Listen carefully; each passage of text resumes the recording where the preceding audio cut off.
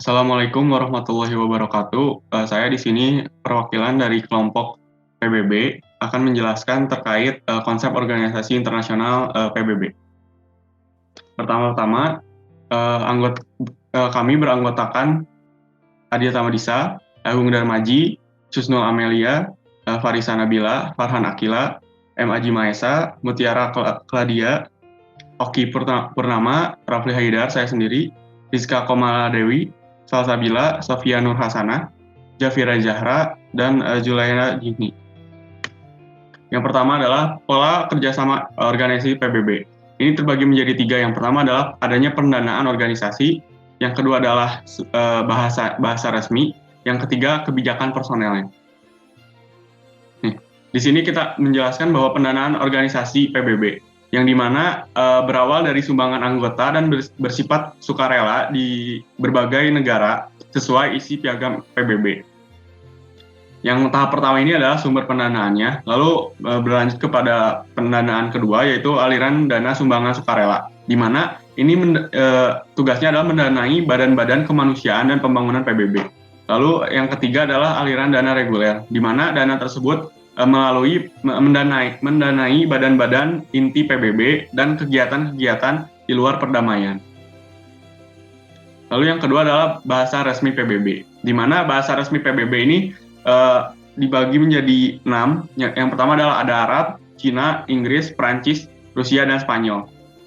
Hal ini bertujuan untuk memungkinkan komunikasi yang beragam budaya di antara negara anggotanya dan meningkatkan partisipasi semua anggota dalam organisasinya. Bisa dilihat bahwa keenam negara ini merupakan negara yang memiliki pengaruh besar di PBB.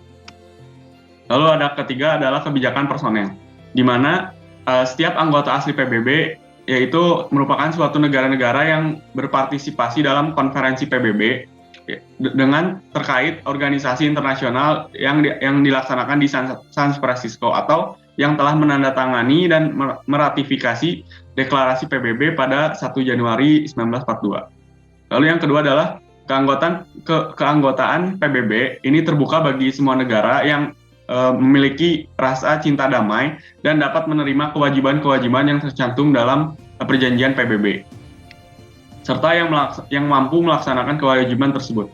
Yang ketiga adalah setiap anggota PBB ini memiliki kewajiban itu untuk mencegah atau menegakkan yang telah diambil oleh Dewan Keamanan dapat diteguhkan dari pelaksanaan hak dan hak istimewa keanggotanya oleh Majelis Umum atas rekomendasi Dewan Keamanan. Pelaksanaan hak dan hak istimewa dapat dipulihkan oleh Dewan Keamanan. Dan yang terakhir adalah anggota PBB ini terus menerus melanggar prinsip-prinsip dalam piagam PBB ini harus dikeluarkan oleh Majelis Umum atas rekomendasi Dewan Keamanan. Yang kedua, di sini piagam PBB atau UN Charter.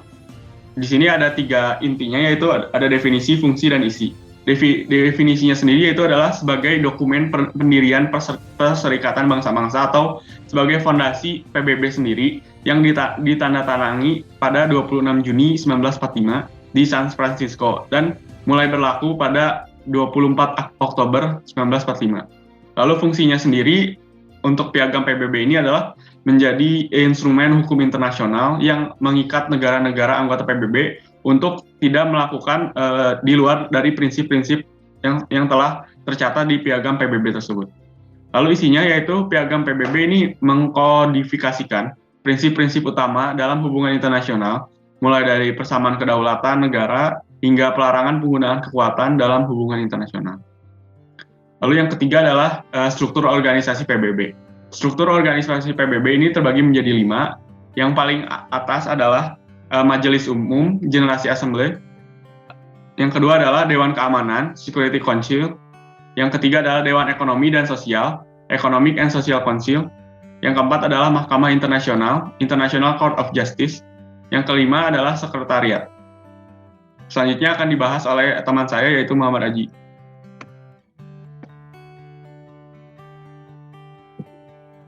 Baik, saya akan melanjutkan penjelasan tentang tujuan dari terbentuknya PBB sendiri.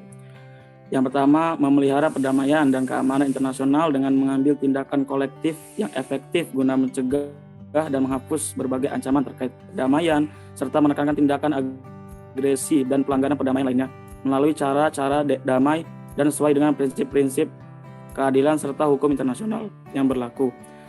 Yang kedua, mengembangkan hubungan persahabatan antar bangsa berdasarkan penghormatan terhadap prinsip persamaan hak dan penentuan nasib sendiri untuk memperkuat perdamaian dunia. Yang ketiga, ada mencapai kerjasama internasional dalam menyelesaikan masalah internasional dalam aspek ekonomi, sosial, budaya, dan kemanusiaan, dalam mempromosikan dan mendorong penghormatan terhadap hak asasi manusia serta kebebasan untuk seluruh umat manusia tanpa membedakan ras, jenis, kelamin, bahasa, ataupun agama. Yang keempat, menjadi pusat harmonisasi tindakan bangsa-bangsa dalam mencapai tujuan bersama tersebut.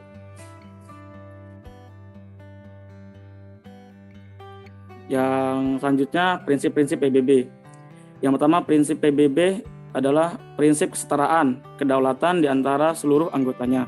Yang kedua, seluruh anggota harus memastikan bahwa semua hak dan manfaat yang dihasilkan dari keanggotaan harus terdistribusi dengan baik dan memenuhi kewajiban yang mereka pikul sesuai dengan piagam PBB.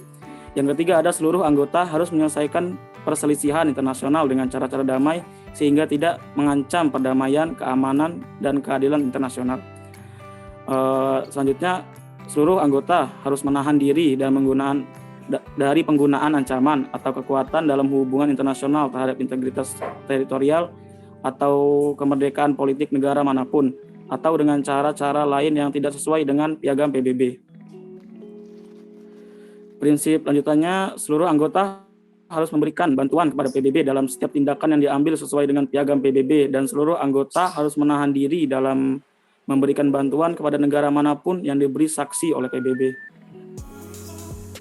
Selanjutnya, organisasi harus memastikan bahwa negara-negara yang bukan anggota PBB dapat bertindak sesuai dengan prinsip-prinsip tersebut yang diperlukan untuk memelihara perdamaian dan keamanan internasional.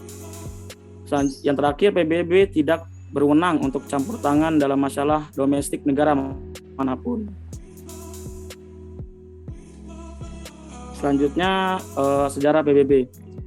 PBB atau yang sering dikenal dengan United Nations terbentuk akibat adanya kegagalan Liga Bangsa-Bangsa atau League of Nations yang seharusnya berperan sebagai sebuah organisasi perdamaian yang ada di dunia. Munculnya Piagam Atlantik merupakan suatu dasar terbentuk organisasi PBB. Diplomat dari 3 negara yakni Amerika Serikat, Inggris, dan Uni Soviet bertemu dengan diplomat Cina untuk merumuskan tujuan, struktur, dan fungsi PBB. Keempat negara Big Power tersebut menyepakati bahwa PBB merupakan organisasi yang bekerja untuk meneruskan mandat PBB.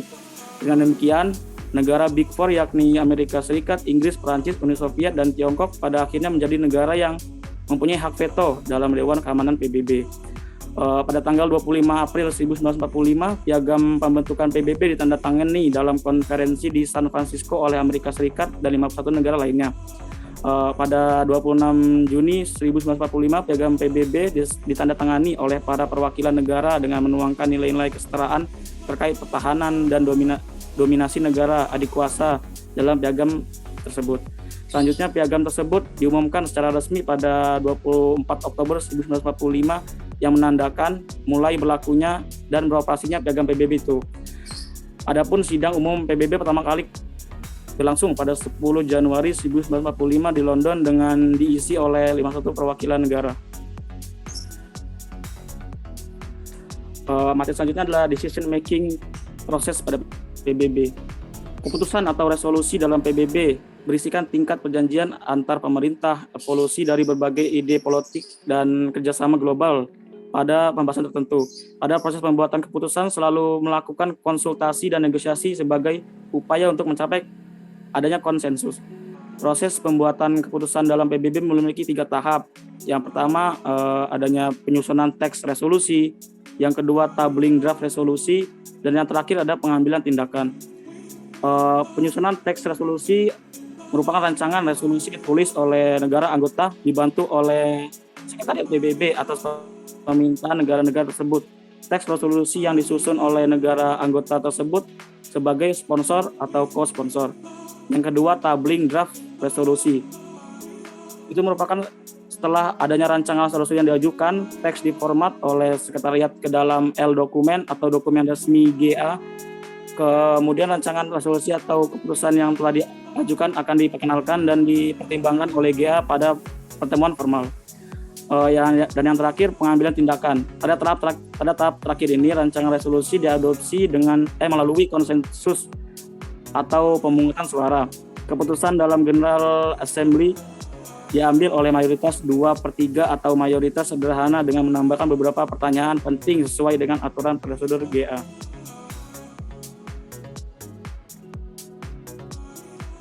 Dan yang selanjutnya, proses institusionalisasi pada PBB. Yang pertama, definisi. Menurut Cohen, institusionalisasi merupakan perkembangan sistem yang teratur dalam norma-norma, peranan-peranan yang diterima dan ditetapkan oleh masyarakat. Dalam institusionalisasi terdapat norma. Dalam organisasi perserikatan bangsa-bangsa, norma-norma yang berlaku diatur dalam piagam PBB. Adanya sanksi. Perserikatan bangsa-bangsa menerapkan sanksi serta tindakan militer kepada negara-negara anggota yang melanggar atau mengancam keamanan dunia. Selanjutnya, derajat binding organisasi regional dalam PBB. Dalam pasal 1 Piagam PBB menjelaskan tujuan dibentuknya PBB adalah mengadakan tindakan bersama yang tepat untuk mencegah dan melenyapkan apapun bentuk ancaman bagi perdamaian. Maka dari itu, setiap permasalahan diselesaikan dengan jalan damai sesuai dengan prinsip keadilan dan hukum internasional yang berlaku agar tidak mengganggu maupun mengancam perdamaian. Yang kedua, pasal 33 ayat 1, yaitu melalui negosiasi, penyelidikan, mediasi, konstilasi, arbitrase, serta penyelesaian menurut hukum melalui badan atau pengaturan regional atau cara damai lainnya yang dipilih sendiri. Lalu pasal 24 Piagam PBB untuk memastikan tindakan cepat efektif PBB.